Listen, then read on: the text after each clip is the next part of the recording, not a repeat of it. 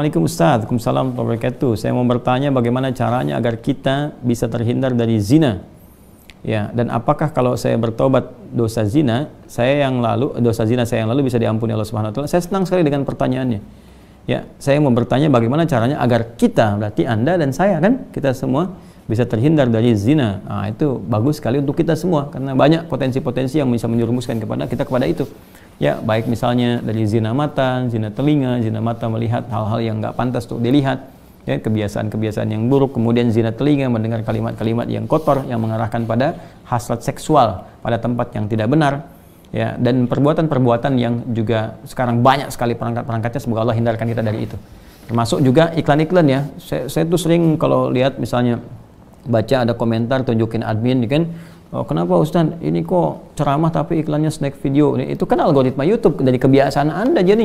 Jadi kalau Anda kebiasaannya lihat yang begitu atau klik yang begitu, datangnya seperti itu.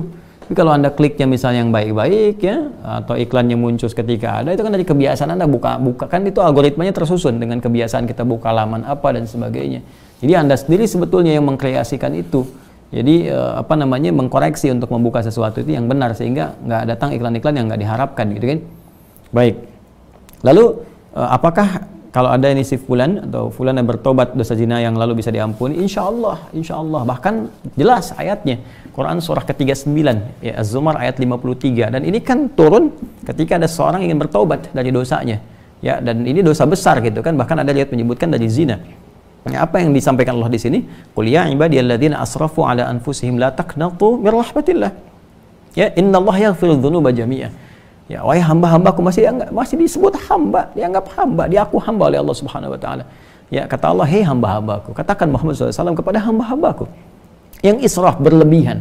Jadi israf itu udah standar tertinggi dalam dosa. Ya, jadi ada khata, nanti ada afu pasangannya, ada dzambun, ada ghafir pasangannya.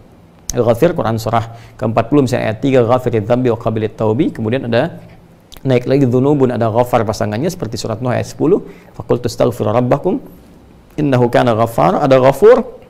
Kalau naik lagi dzunubun ma'zulmi, jadi khata'un, dzambun, dzunubun ma'zulmi pasangannya ghafur, kemudian israf pasangannya rahim. Ya, israf pasangannya apa? Rahim. Makanya disatukan di Al-Baqarah ayat 286 kan? Rabbana la tu'akhidna in nasina aw akhtana khata'. Rabbana wa la tahmil 'alaina isran kama hamaltahu 'alal ladzina min qablina. Itu dzambun dan dzunubun ma'zulmi. Rabbana wa la tuhammilna ma la taqata lana bi, seperti israf. Wa'fu 'anna al-'afu waghfir lana, ghafir, ghaffar dan ghafur, warhamna rahim. Nah, tingkat tertinggi ini dosa-dosa besar, seperti zina kan dosa besar. Yang membunuh dosa besar. Maka kata Allah, "Qul ya ibadiyalladzina asrafu 'ala anfusihim." Hai hamba-hambaku yang pernah berbuat israf. Mungkin ada sebagian yang pernah zina, pernah membunuh, dosa-dosa besar, ya, pernah korupsi, mau tobat dan sebagainya. Masya Allah, ya, alhamdulillah dia mau tobat, mau kembali karena mungkin doa orang tuanya, doa sekitarnya, kesadaran dirinya, kan? Kemudian la taqnatu mir rahmatillah, jangan putus asa dari rahmat Allah Subhanahu wa taala. Innallaha yaghfiru dzunuba jami'a. Allah akan mengampuni dosa-dosa itu seluruhnya sepanjang kamu mau tobat. Sepanjang mau tobat. Makanya Allah itu sangat menyukai orang-orang yang tobat dan berusaha kemudian kita mendekat kepada Allah. Dan Allah pun berikan jalan sampai titik terakhir dia, sampai nyawa di kerongkongan. Kan yang paling viral itu kisah Firaun kan? Ya, Firaun, Allah menerapkan keadilan, memberikan contoh kepada kita. Ini Firaun, se-Firaun-Firaunnya, ya, yang merasa paling kuasa, hobi bunuh orang dan sebagainya, zalim dia, masih diberikan kesempatan untuk tobat dengan diberikan bimbingan dari dua nabi. Kurang apa coba Musa dengan Harun? Ya, diutus untuk Firaun. Ya, idhaba ila Fir'aun innahu tagha. Datanglah kepada Firaun, dakwahi dia dengan penuh kelembutan. Dia sudah mulai menyimpang. Jadi bukan masalah kekuasaannya yang salah. Kekuasaan silahkan berkuasa, nggak ada masalah gitu kan. Cuma ketika menyimpang dari kekuasaan, ingatkan kata Allah. Diingatkan itu karena sayang. Kalau nggak sayang dibiarin. Ya, oke, kalau ada ulama bisa mengingatkan, ustaz mengingatkan, kita yang keliru dan sebagainya, nggak usah marah. Kan? Nah, kalau kebaikan kita terima dengan cara yang baik dan mengingatkan pula dengan cara yang baik. Karena kalimat Qur'annya faqula lahu qawlan layyina, katakan dengan cara yang lembut. Ya, supaya dengan kelembutan itu la'allahu yatadzakkara aw yakhsha. Mungkin dengan kelembutan itu dia sadar. Ya, ingat kembali bahwa keliru, dia khawatir, dia takut dengan Allah Subhanahu wa taala.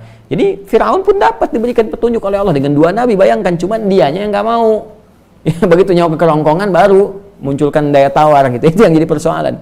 Ya, jadi semua punya kesempatan untuk kembali. Makanya saya sering katakan Allah sangat mencintai para pelaku maksiat yang gemar bertobat dibandingkan orang soleh yang tidak pernah merasa salah. Ya, jadi saya support teman-teman saudaraku ini atau saudariku, ya kembali kepada Allah, ya, dan tutup semua, jangan diungkap kemana-mana. Kalau sudah berdosa, taubat kita kepada Allah, minta maaf kalau terkait dengan hak-hak manusia. Setelah minta maaf, berbuat lebih baik terus, dan lupakan itu semua, berbuat lebih baik sampai kita merasakan kebaikan itu nikmat dilakukan. Itu halawatul iman namanya. Itu tanda taubat kita diterima oleh Allah Subhanahu wa taala.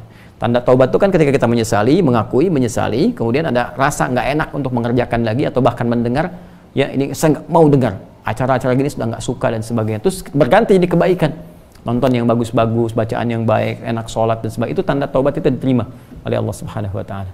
Ya, jadi di sini saya kira semua punya kesempatan yang sama untuk menjadi baik, untuk dimuliakan oleh Allah Subhanahu wa taala, dan tidak sungkan kita mendoakan setiap orang termasuk diri kita sendiri, yang untuk selalu berusaha ya, konsisten pada nilai-nilai kebaikan.